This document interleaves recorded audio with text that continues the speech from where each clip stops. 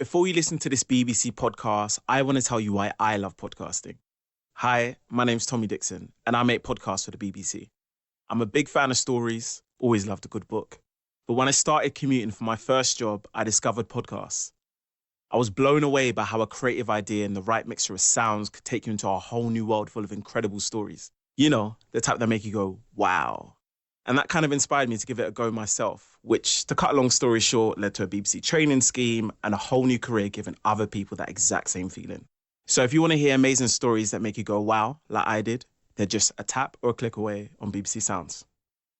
BBC Sounds. Music, radio, podcasts.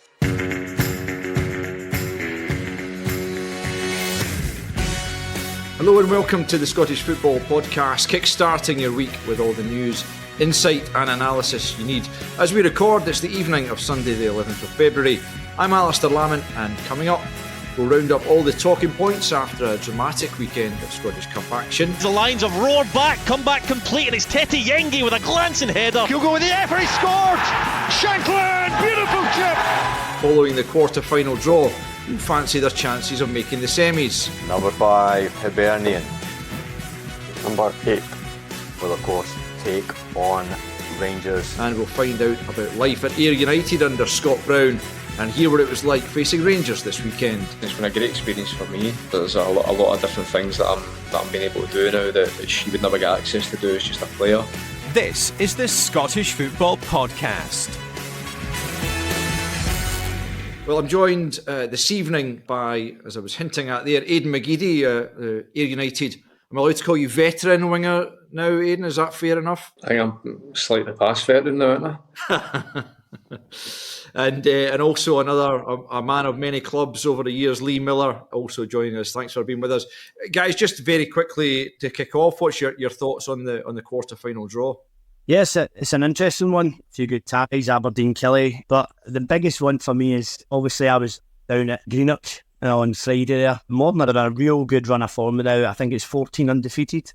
So that'll be a tough place for Hearts. And what about you, Aiden? I think it's interesting. I mean, obviously Celtic today was, I think a lot of people looking from the inside in were like the way Celtic have been playing and performing of late, potential, not banana skin, because St Mirren are done within their own rights, and St Mirren are obviously an SPFL team, but we got the job done, and again it's another step closer to silverware. I think what Lee's talking about there, the Morton result was a great advert, I think, for the Scottish Championship. Yeah. Morton, I don't want to be too disrespectful, I wouldn't say they're exciting to watch, and they're tough to play against. They've got a style of play, but fantastic result against Motherwell the weekend there. And kind of the way the draws are lining them, it could make for a good quarter-final and semi-final ties coming up. Yeah, definitely. We'll get into it all in more depth just shortly, but let me just run through the latest Scottish football headlines first. Hearts rounded off a bumper weekend of Scottish Cup action with a 4-1 win over Ayr Draconians at the Excelsior on Sunday evening. As we were saying, they'll now travel to face another Championship side, Morton, who beat Motherwell on Friday night in the quarter-finals. Of the other teams in the last 8, Celtic have been drawn at home to Livingston, Kilmarnock will travel to Aberdeen, and Hibs host Rangers. In the Premiership, Jordan McGee scored an 89th minute winner as Dundee came from behind to defeat St Johnstone 2-1 at Dens. In the SWPL, Celtic closed the gap on leaders Rangers to 4 points with a 3-1 win at Hibs, where their Glasgow rivals could only draw away at Partick Thistle. And potentially bad news for the men's national team ahead of the Euros, as Brentford boss Thomas Frank has revealed that Aaron Hickey has suffered a setback in his recovery from a hamstring injury that's kept him out since October. Okay, let's take a more in-depth look at the weekend's action, and we will start with Sunday's games. Celtic eased past St Mirren with a 2-0 win in Paisley. Actually, I think maybe that's a slight misreflection of the game. I wouldn't say they eased past it because they were made to work very hard, Aidan, as you were touching on just a moment ago, but it was a case of job done for Celtic in the end. Yeah, I don't think Celtic were going into the game expecting to run away with a 2-3-4-0 win. The biggest thing that I took from the game was both goals came from wingers actually driving to the byline and actually crossing the ball, which has been one thing that I think not just myself, a lot of people have been critical of the way Celtic have been, or the wingers especially this season have been playing. It's always difficult because at Celtic, Rangers as well, you're expected to win every trophy you're competing in. You're expected to win every single game. There's that pressure. But I think there was a lot of good performances throughout the Celtic team today, especially probably, Bernabei, I think, putting some pressure on Greg Taylor, took his chance. Well, I think took his chance. I think Celtic played well, got the job done, and just in the heart for the next round. I think there's going to be some tougher games coming up, but out of the games that Celtic could have had, I think they performed well and got the job done. I think it was a professional performance because St Mirren's a hard place to go. Everybody knows St Mirren's in a real good run of form. Gogic hits the crossbar, has an unlucky effort. Could have been different. Goals change games, I think. I think Celtic scored against a run of play, but Kyogo takes his chance unbelievably well. And like Aiden says, coming in from the wing, a kind of half-cross ball from the wing, and Kyogo just strides on it. And he has he's a tad lucky, he goes through Dunn's legs. But I think tough place to go, they get the job done. How important though, just in terms of getting the result there, Aiden, because it's been despite the fact that Celtic, I think that's now 9 unbeaten since they lost to Hearts, but there's still been criticism of the performances. Clearly they did drop points at Pittodrie, and then made heavy weather of beating Hibs in the week. It was really just a case of getting through the tie, wasn't it? But the performance probably was a bit better than we've seen of late. I think the performance was better. It was than previous games. Listen, at Celtic, it's a bit of a poison chalice. You're expected to win. You're expected to win the style, especially with what's up with last season, especially. I think the brand of football that the fans been accustomed to. And this season, there's a period of adaptability, I think, going on. The manager obviously knows the players very well. Listen, I think by the end of the season, he'll be judged on silverware. That's the thing. A professional performance, like Lee said.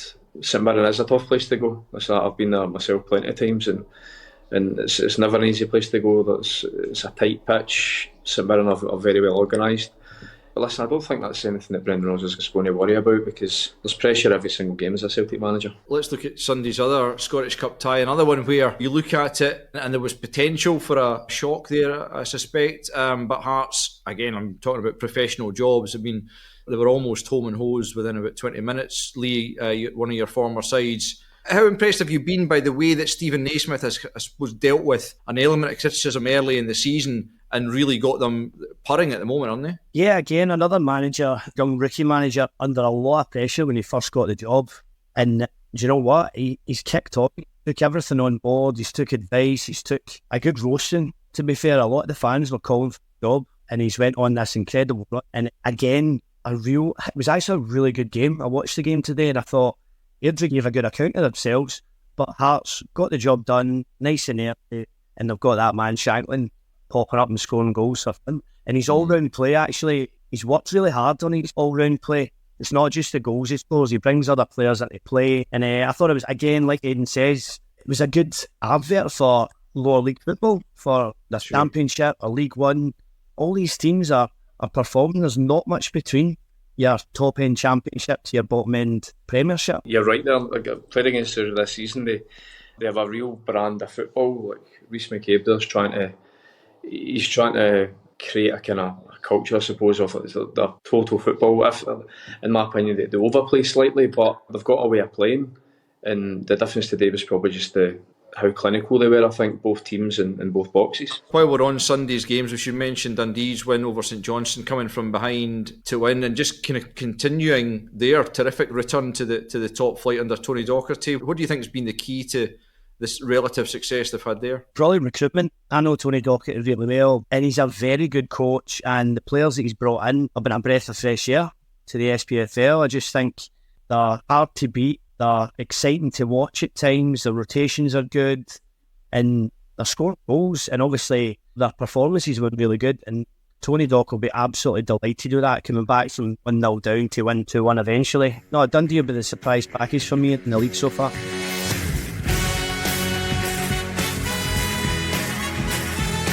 You're listening to the Scottish Football Podcast. We'll come on to Saturday's games just in a moment, but this is probably a bit of a sore point for you, Lee. I know you were down at Capello watching your son Lennon return, I was in a positive sense, return to the starting lineup for Motherwell after a spell out with injury, but it didn't really happen for either him personally or the team as a whole. And Morton, you would have to say, were deserved winners on the night, weren't they? Yeah, definitely they were. Hats off to Dougie Emery and his team. It's a hard place to go. I've been there myself. It's a tough venue, and the crowd really get behind them. And they've got, like Aiden says, it's not pretty at times to watch, but it's really hard to play against. I think Motherwell get sucked into playing that long ball, and I understand like first 10 minutes maybe go along, the game to settle down, but it actually didn't settle down. And Motherwell are a much better side when they start playing through the third and playing that passing game, but they just couldn't get that going by the night. It was really disappointing because Motherwell took a really good support down there as well, and I was right in amongst the flares behind the goals. I couldn't see half the game at the start, but it was real good atmosphere, but just a disappointing result on the night for Motherwell. But delighted to see my son obviously back in amongst the starting 11. Not the best game for him to come back to, but onwards and upwards hopefully. And again, in terms of that advert you're talking about, Aidan, for the Championship, Motherwell finding that, Morton, clearly they weren't about to lie down. It'll be a tough one for Hearts going down there next month as well, won't it? It will be. I think Morton at the start of the season they were in a real bad run of form, but they have picked up. They're on a very, very good streak at the minute. I think they've beaten us 3 times this season, albeit by playing not attractive football, but very, very difficult to play against, especially like Lee said, you end up getting sucked into the way they play, and they're organised and they play to their strengths. So for Hearts to go there, I think it'll be a tough game. It's not. I don't think it's going to be anything like Hearts today against Airdrie, where Airdrie are going to be quite open and expansive. It's going to be solid, difficult to break down. You're going to have free kicks, corners being landed on the goalkeeper. It's going to be playing for set pieces, playing for fouls. Every little percent will matter, I think, in these games. But it will be a very difficult game. But one you'd expect Hearts to go there and win comfortably, but it doesn't always work that way in the Cup. Lee, Aberdeen, another of your former sides, I think it's fair to say they were pretty comfortable against Bonnyrigg Rose. Neil Warnock saying that Bojan Majowski's the best striker he's ever managed. He's certainly been terrific since he's come to Scotland. How highly do you rate him? What a serious player. I said at the start of the season when I seen him in a few games, and I thought he's got everything in the locker. He's stature, he can win headers, he's pacey, he can run in behind, he can hold the ball up. He's an incredible finisher. Do you know what I love about him, right? All that aside, he plays with a smile on his face. He plays with a smile as if he enjoys football. And for me, that's what it's all about. See, if you're enjoying it, you're going to play well, you're going to get chances, and he's thriving up there. And I had to laugh after the game, the interview with Neil Warnock. Obviously, he got the job done. It wasn't convincing, but he basically said if they play like that next round, they'll be out of the cup. So I just thought it was quite funny the way it came across. Ian, again, talking about former clubs, your former side's Hibs. It's a big win up at Kelly Thistle because it was one of many ties that you could have looked at, and particularly as Hibs hadn't been in the best of form, albeit they were better and fairly unlucky against Celtic. But it was a good, convincing win up in Inverness, wasn't it? It's a bit of a funny one, Hibs. I think there's this kind of merry-go-round of changing manager and getting back to kind of what Jack Ross probably had. It's continually trying to get back to that, and then it always ends up being the same 5th, 6th, 7th. I'm not saying Hibs are going to finish here this season, but you're starting to hear the rumbles again of fans not happy with the playing style, fans not happy with results, and the murmurs of changing manager again. Convincing win up at Inverness. To be fair, Big Duncan has actually got them quite well drilled. They've got a bit of a playing style. It plays 3-5-2. They're quite difficult to play against. So convincing win for Hibs and much needed, I think, for the manager there. Yeah, and talking of much needed wins, the last of the Saturday games, 120th minute winner for Livingston, which at 2-0 down, Lee, I'm guessing pretty much everyone was assuming that Partick Thistle were going to go through there.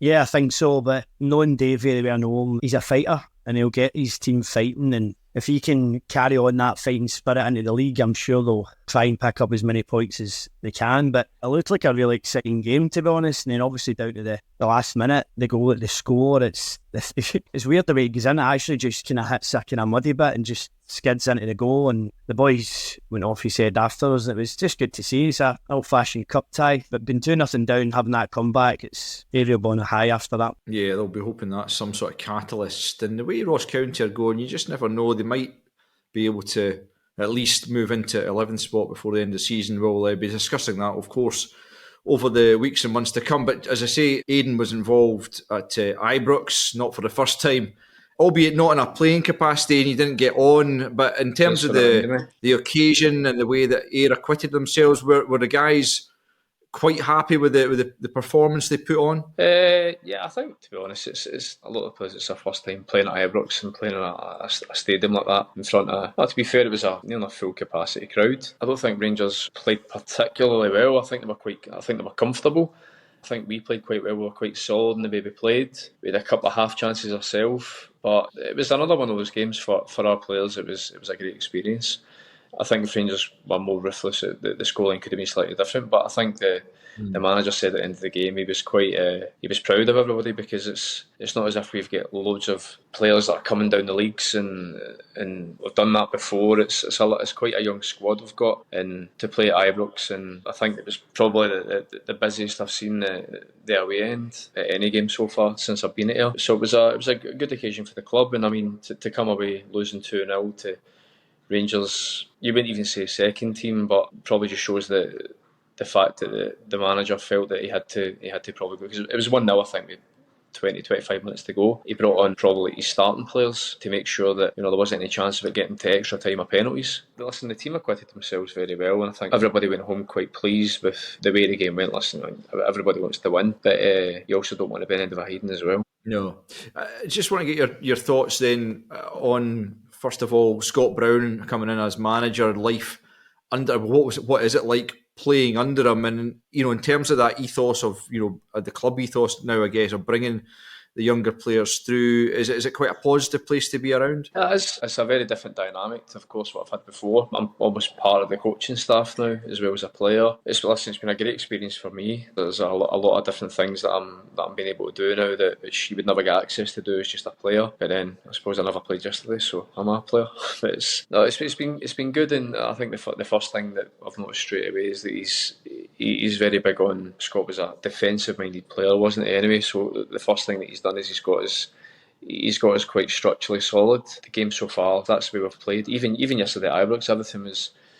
Listen, Rangers are always going to have chances. They've got good players who can find pockets of space, who can turn, who can get in half turn, who can make space for other players. But as long as they kind of go around us and not through us, that's kind of been his main ethos so far. And then it's just about, I suppose, building on that. And I mean, he's only been in charge for a couple of weeks, but so far the signs have been good, and it's like I said, it's funny seeing him in a different light, a different environment, totally different environment to having a manager's head on as opposed to a player. And he's serious. He wants to be a top manager. Yeah, and I mean, it's a club that strikes me, having covered the Championship in quite a lot of depth and detail over the last few seasons. It is a club that is generally speaking on the up, albeit for a relatively tough season. But I mean, what are the expectations for you for the remainder of this season? The playoffs beyond you, or are still very much a realistic target? I think see, playing each team in the league, I think you could go on a run, no problem at all. And the way I've seen it so far is that any team can beat any team.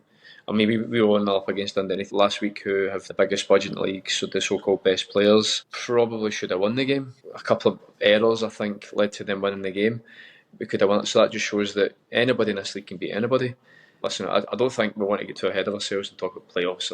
Let's just take it game by game and get ourselves in a comfortable position and then see where we are. That was one of the reasons that I joined. I think it's a club that's in transition, and I don't think it's. If you said they're United in the last 10, 15 years, you would probably go Championship, League One. You probably wouldn't be entirely sure yourself. Always flitted between the two. I think it's a club where the staff and the board and the ownership want to go in the right direction, and that was what attracted me to it as well. Albeit this season hasn't started very well, considering probably an after effect or a hangover effect of last season, but probably overachieving a little bit. But I think things are starting to go in the right direction, and the people inside the club, I think, have got the same views. Yeah, I just want to finish up with you, Aiden, in terms of how you said there yesterday you didn't think Rangers played particularly well, but clearly they've been making strides and eating into that gap at the top of the league. I just want your opinion on how you think that title battle will unravel over the coming months. I can only say one thing, can't I? Listen, it'll be interesting. It'll be interesting.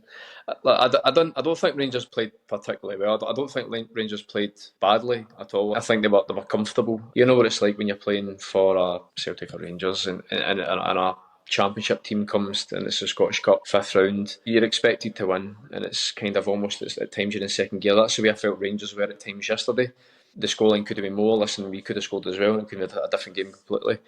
Going forward for the season, it's very, very tight.